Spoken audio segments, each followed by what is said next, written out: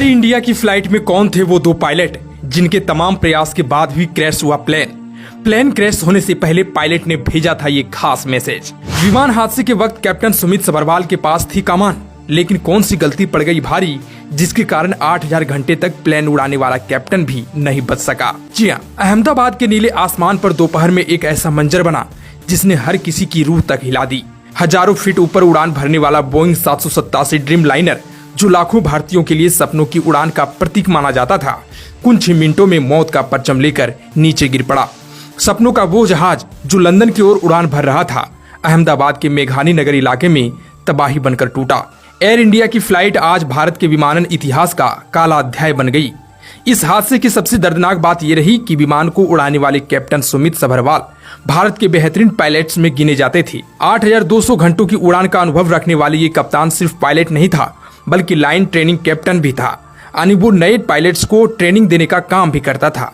उसकी जिम्मेदारी सिर्फ विमान उड़ाना नहीं, बल्कि दूसरों को उड़ाने के लिए तैयार कराना भी था।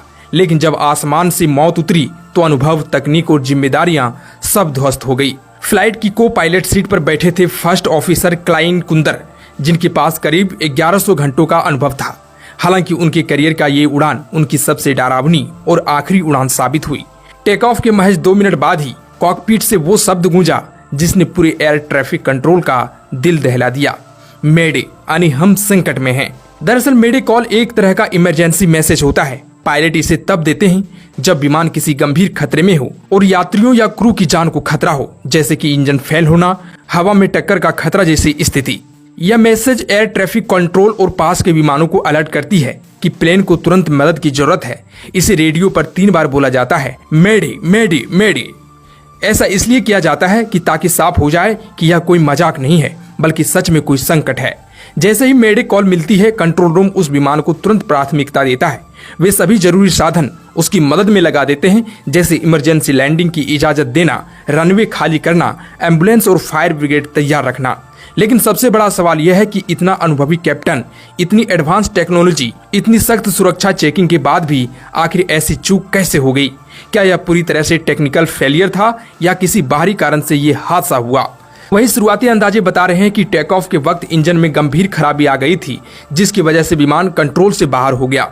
दूसरी आशंका ये भी है कि टेक ऑफ के दौरान बर्ड हिट हुआ हो, यानी कोई बड़ा पक्षी इंजन से टकरा गया हो। हादसे की असली वजह का पता तभी चलेगा जब विमान का ब्लैक बॉक्स मिलेगा। लेकिन एक बात साफ है, इस हादसे ने भारतीय विमानन सुरक्षा प्रणाली पर बहुत बड़े सवाल खड़ा कर दिए, खासकर तब जब इतने अनुभवी पायलट्स के मौजूदगी में भी विमान नहीं बच सका। अहमदाबाद में आज सिर्फ